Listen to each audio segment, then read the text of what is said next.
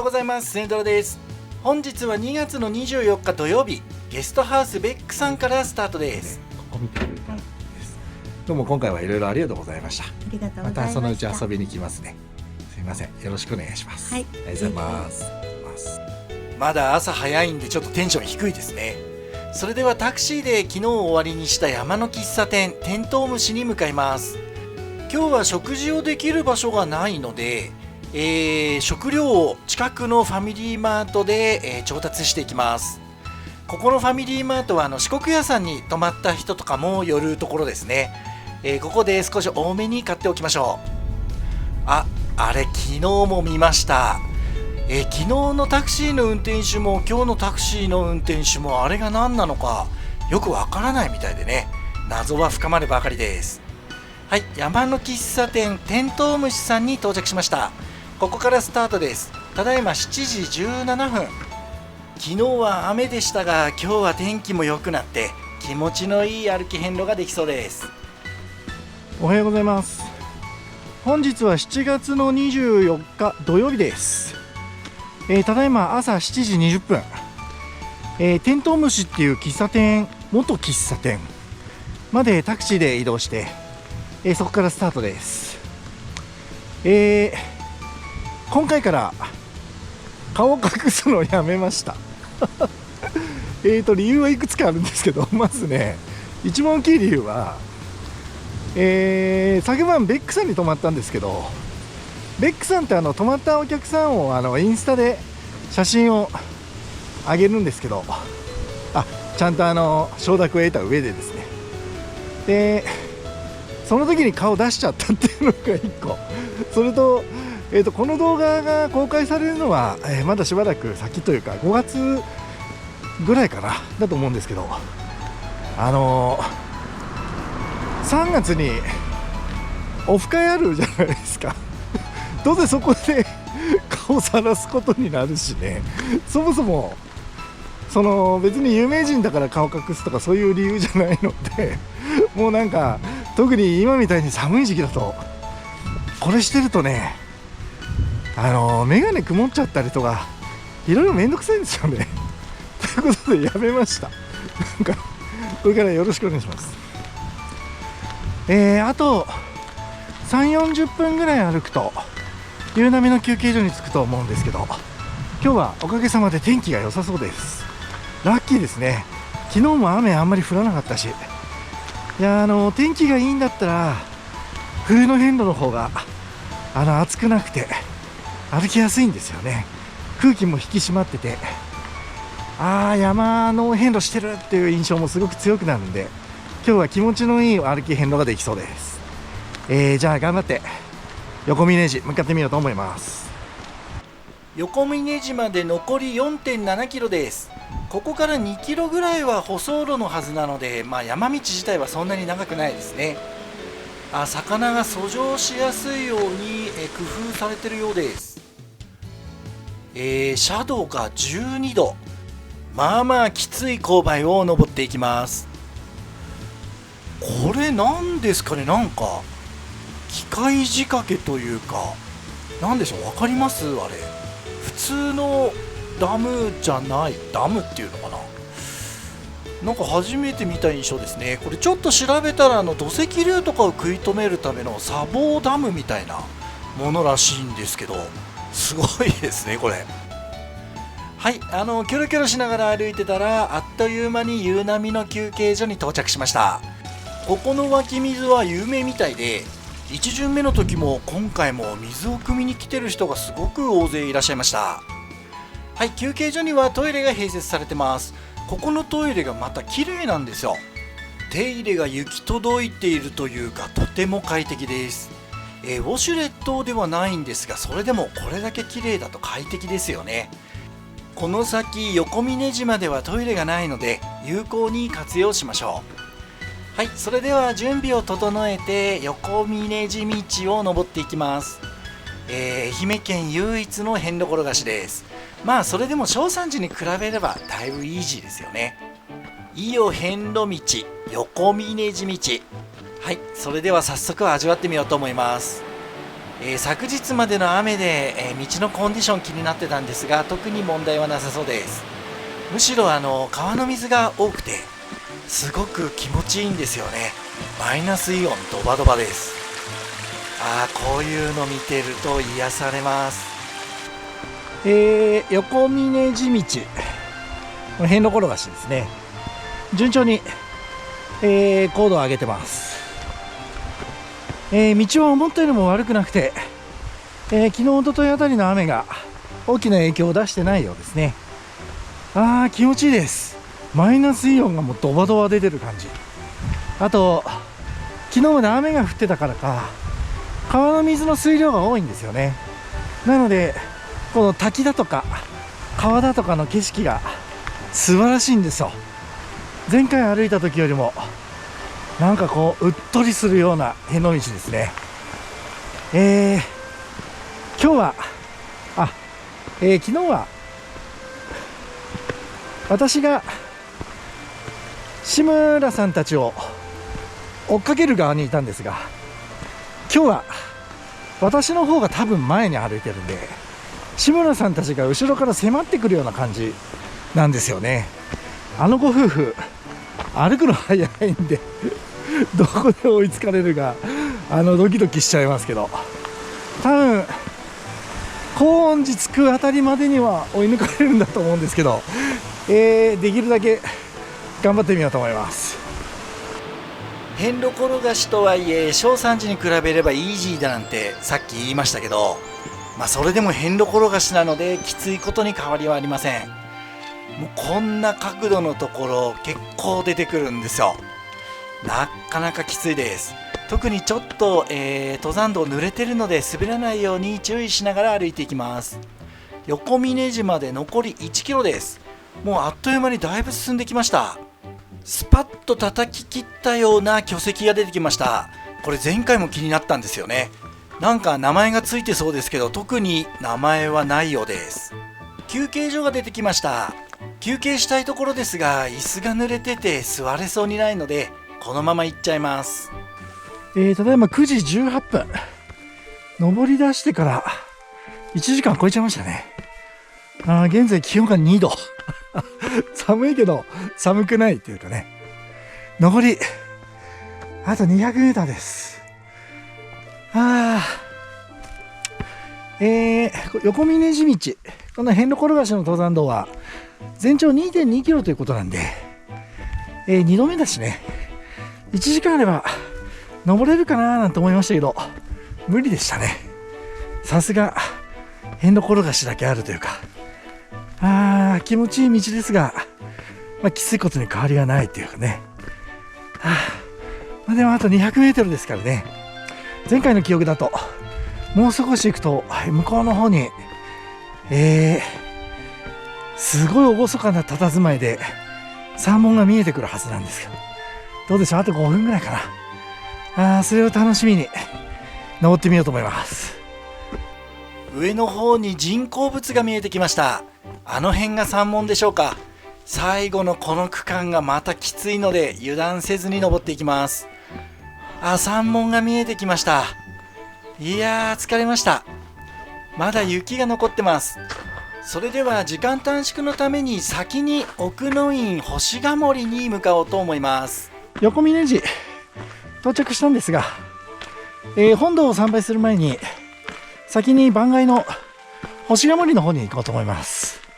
距離的にこの方が効率いいというかね、今日は下界でじじいさんがお待ちになっているのでなるべく早く降りた方がいいかなと思ってね。志村さんたちもあと 2,30 分すれば、上がってくるんじゃないかなと思いますけど、それまでに星ヶ森の参拝を終わらして本堂大師堂の参拝もできればなと思ってます。星ヶ森は横峯寺の山門から5、600メートルぐらいのところなんで10分ぐらいあれば到着します。さっきすれ違った方に今日は石鎚山すごく綺麗に見えるよなんて言われたんでね、楽しみです。雪がぼちぼち残ってますね。山頂付近になると一気に気温が下がってきます。はい、奥の院星ヶ森に到着しました。ここね、何回来ても素晴らしいところです。寒いから凍ってます。カチコチなんですよ。いかに寒いかっていう感じですね。2月の下旬ですからね、これは仕方のないことです。星ヶ森といえば鉄製の鳥居、通称金鳥居っていうこの鳥居がとても有名ですが、実はだいぶ小さいんですよね。初めて見た時は皆さんびっくりすると思います。私の目線でこんな感じです。この鳥居と石山を撮ろうとするとこの角度になるので大きく見えるんですけど、実はこんなサイズなんですよ。これはね、驚きます。番外霊場星ヶ森参拝終わりました。すごく神秘的で厳かな雰囲気でしたね。今マイナス1度なんですよ。寒い。顔が痛いです。そんな感じだから空気もピーンと張っててね、すれ違った方からは石山すごく綺麗に見れるよって言ってたんですけど、普段の行いが悪いのか私が着いたら雲の中入っちゃってて見ることはできなかったんですが、それでも、素晴らしい景色でした。これから下って横見霊樹参拝してちょっとお腹減ってきちゃいましたね。軽く朝飯食べようと思います。緩やかな下り坂を降りて 5,6 分で戻ってきました。60番札所横峯寺です。横峯寺は2月の末まで、参拝のバスが運休になるので、人があまりいません。まずは先にトイレを貸していただきましょう。横峯寺のトイレもまた綺麗です。特に冬場はトイレが近くなるのでトイレが綺麗なのは助かりますよね。この先もトイレあまりないので、うまく活用しておきましょう。はい、それでは参拝に向かいます。2年半ぶりに戻ってきました。前回は秋だったんですが、今回は真冬なのでやっぱり空気の張り方が違います。前に比べてもピーンと張って厳か感が上がってます。本堂を参拝して大師堂も参拝します。私の見立てではまだ志村家には追いつかれないはずだったんですが、いましたあっさりキャッチアップされてしまいました。短い時間でしたけど、いろんなお話させていただいてね、やっぱりこういう知ってる人とお会いすると気持ちが上がるというか、なんか楽しくなりますよね。どうもありがとうございました。はい、それでは、高音寺に向かって歩き出します。志村さんたちはこれから星ヶ森に行くって言ってたんで30分ぐらい時間ずれると思いますけど、多分高音寺で追いつかれるでしょうね。横峯寺参拝終わりました。寒かったですね。手がかじかんじゃって、かじかんでるっていうかもう痛いです。今マイナス1度ぐらいなのかな。やっぱり山は舐めたらいかんですね。ただおかげさまで雪はほとんどなくて助かりました。ただあまりの寒さで、GoPro のバッテリーの減りが異常に早いんで今日電池がちょっと心配ですけどね。実は1時間から1時間半ぐらい後ろを歩いてるはずだった志村さんご夫妻がにあっさり追いつかれました。私の計算だと高音寺あたりで出会うはずだったんですけど、どう考えても横峯寺では会わないはずだったんですよ。向こうが仮にすごくても1時間は余裕あると思ってて、星ヶ森の参拝行ってこいで30分でしょ。でお寺の参拝が30分として、最悪の最悪でも私が参拝終わってよし行くかっていう頃にね上がってくるぐらいのだろうなと思ってたんですよ。ただそれもないだろうなと思ってたんですけど、横峯寺の本堂参拝してたら向こうの方に本堂参拝終わったとか向こうの方に若いご夫婦がいらっしゃるのは見えたんですけど、志村さんじゃないだろうと思って声かけなかったんですよね。で、最後農協いただいて荷物準備してたら、そのさっき見た若いご夫婦がザック背負うっていうか今から歩くぞっていう準備始めてるんですよ。あれと思って声かけたら志村さんでした。早すぎますよ。おかしいな。多分夕波の休憩所を出発する段階で1時間半近くの差があったはずなんですけどね。違う、私そんな遅いのかな俺。いやほんとね、ちょっと自信なくしました。もうこうなっちゃったら多分高円寺の手前でまた彼らは今から星ヶ森行くって言ってたんで、30分ぐらいまたずれるんでしょうけど、多分どっかで抜かれるんでしょうねまたね。いや驚きました。このチェーンは車が上がらないようにするためのチェーンらしいので、人は通っちゃって大丈夫です。このまま下っていきましょう。はい、ここ見逃す方がちょいちょいいるみたいなんですが、遍路道はこっちです。ここから降りて高円寺の方に向かいます。残り 8.4 キロです。ところどころ、道が厳しくなっているところがあるので、注意しながら歩きます。綺麗な景色です。こういうところを歩いてると気持ちいいですよね。なんか山の方からガサガサっつって動物の気配がします。何かいるんでしょうか。道は思ったよりもきちんと整備されてます。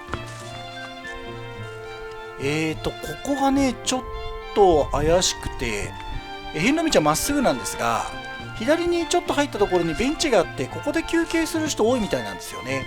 でその後これまっすぐ行って道迷いしちゃう方がいらっしゃるみたいで、ここは、道を間違えないように気をつけて歩きましょう。でここの木にさりげなく何かぶら下がってるんですよ。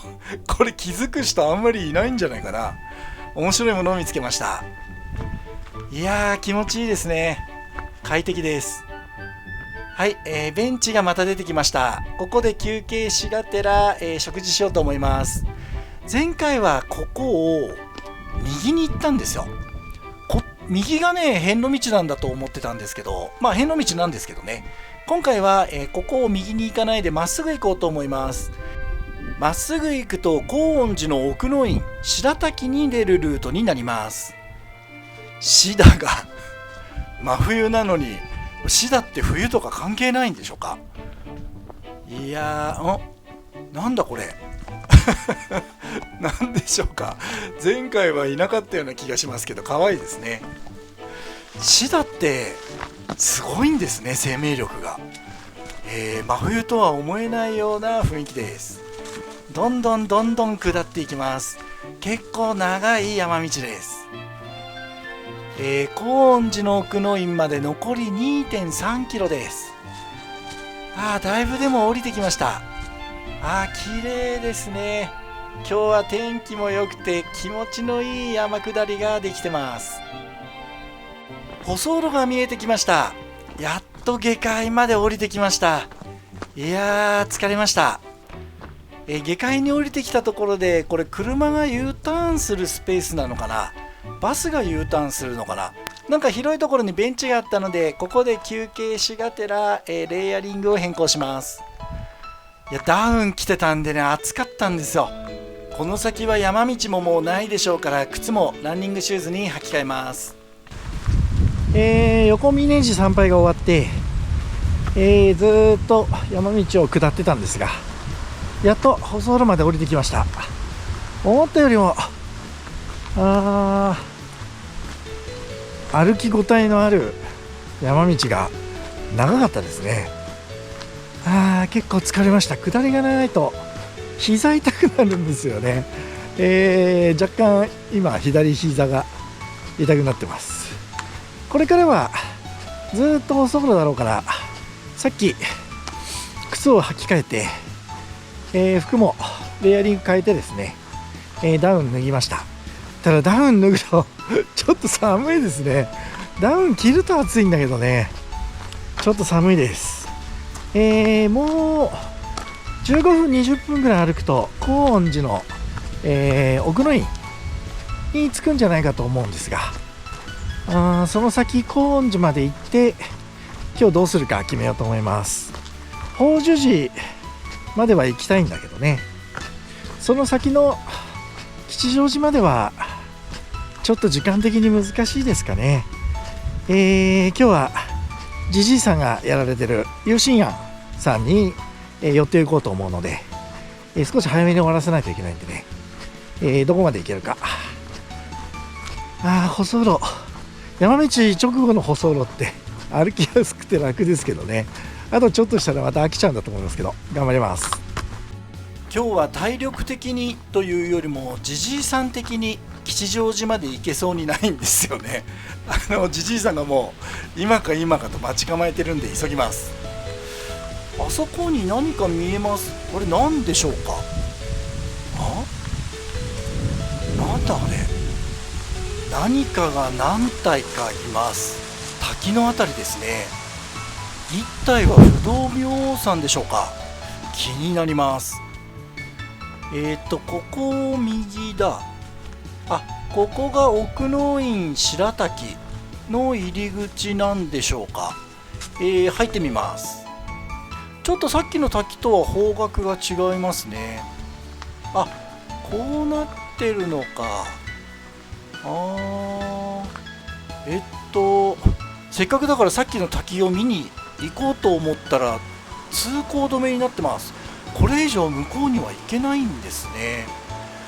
こっからだとさっきの何かがよく見えません。残念。と思ったら反対側から、向こうの滝の方に行けるようです。ちょっと行ってみましょう。これだ。さっき見えたのは不動明王さんと、後で調べたんですけど金柄童子さんと清高童子さんの3体がいらっしゃるんだそうです。ここで滝行もできるみたいですね。面白いものを見させていただきました。本当はこっちから入るんだったんですね。失礼いたしました。はい、気を取り直して、高円寺に向かいます。これはどっちでしょうか。どっちでもいいよ的な感じですけど、むしろ困っちゃいますね。まっすぐ行くことにしましょう。松山自動車道の下をくぐります。大阪辺の道歩いてる時にこんなような景色ありましたけど、あっちの方がスケールでかかったですね。貯水池が出てきました。大谷池って読むのかな。で、横の公園に、休憩所がありました。ちょっと休ませていただきます。ここで野宿する方とかもいらっしゃいますよね。素晴らしい景色です。また山道か。靴履き替えちゃったんですよね。大丈夫かなと思ったら大丈夫でした。で、そのまま歩いてたら、神社の裏手に出てきました。全然そういう認識なかったんですけど、何神社って言うんだろう。高鴨神社って言うんですね。立派な神社です。高鴨神社を越えてちょっと行けばもう高円寺に到着です。61番札所高円寺です。1巡目の時は雨だったんですよね。なので今日みたいに天気がいい日の高円寺は前回とはだいぶ雰囲気が違います。高円寺といえば何といってもこの大聖堂が驚きです。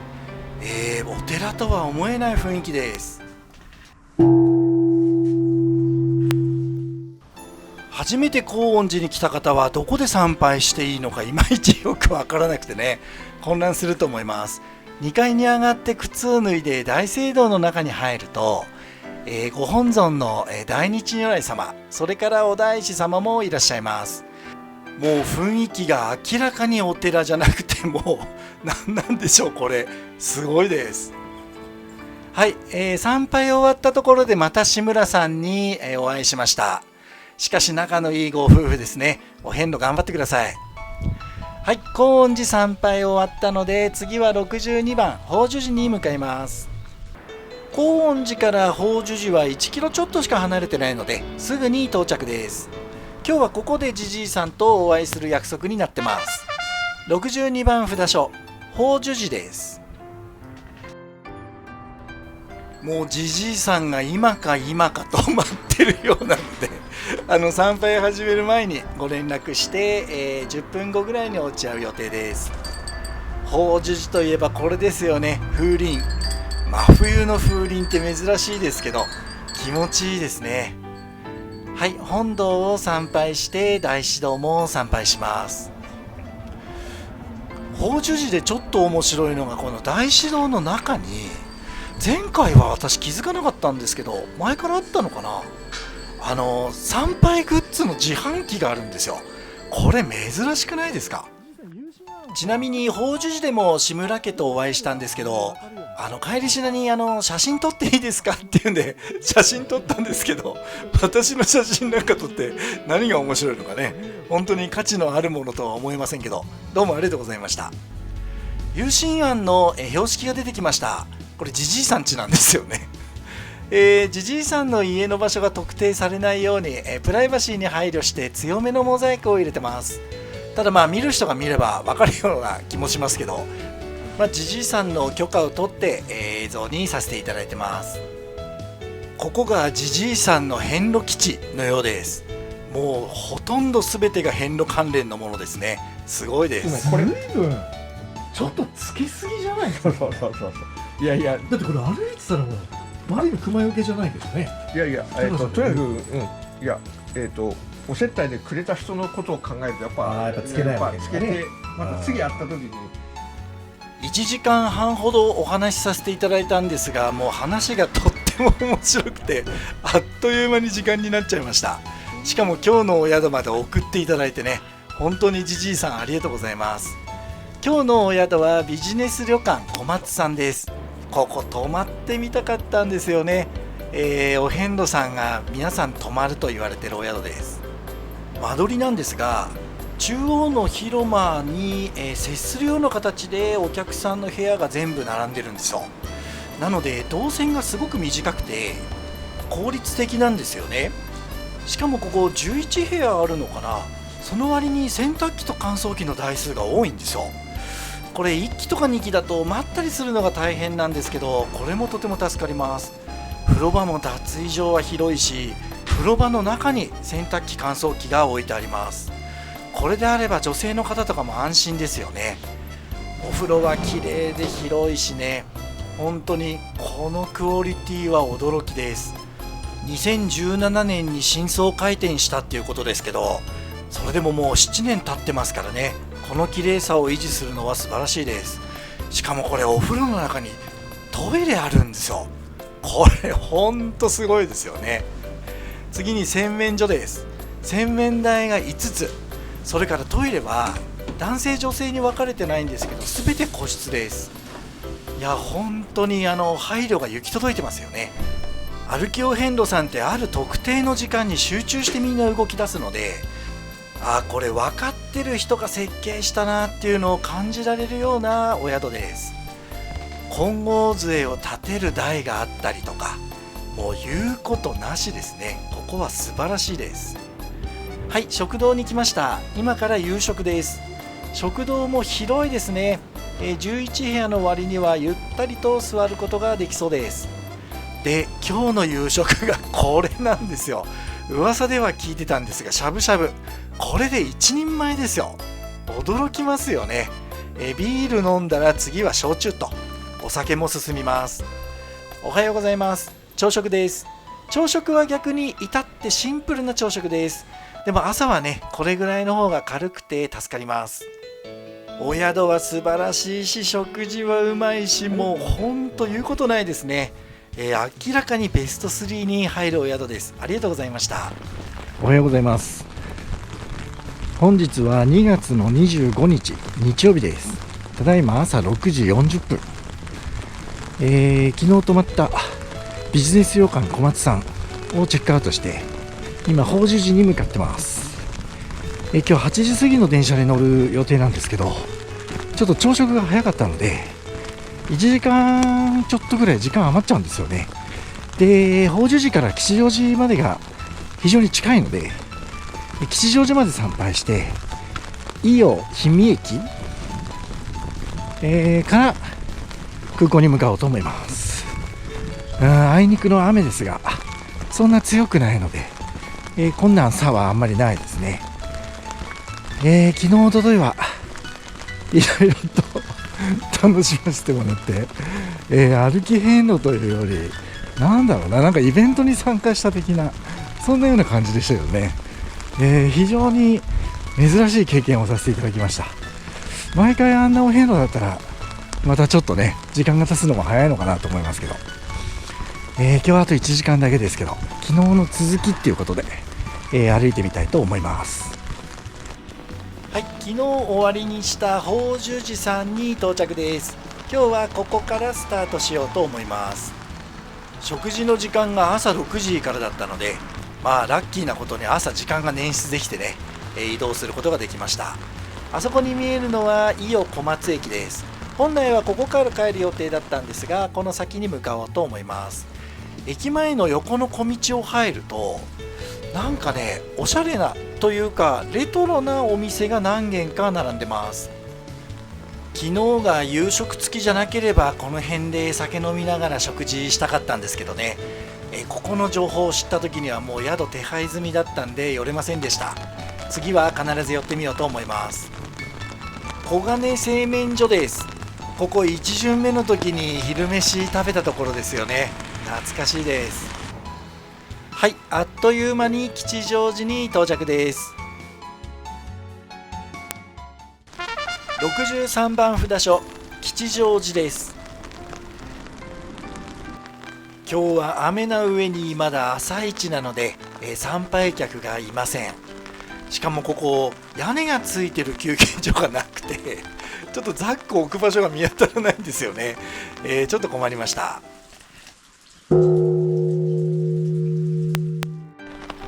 本堂を参拝して大師堂も参拝します。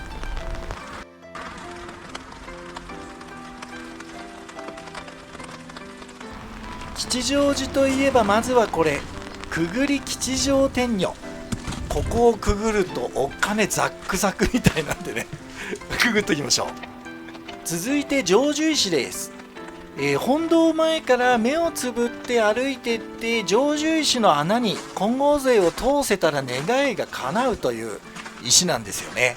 私目つぶって歩いてたんですけど、ここで金剛杖持ってないことに気づいて急遽傘でやってみましたけど結局ダメでした。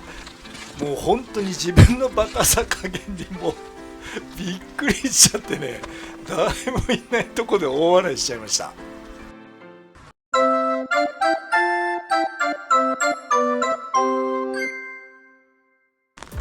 なんともバカバカしい終わり方でしたが、今回も特に怪我もせず、味わい深いお遍路をさせていただいたことをお大師様に感謝しつつ、松山空港に向かおうと思います。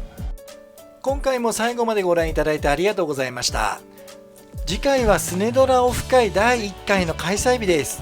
その前に20キロぐらい歩いてから、会場に向かおうと思います。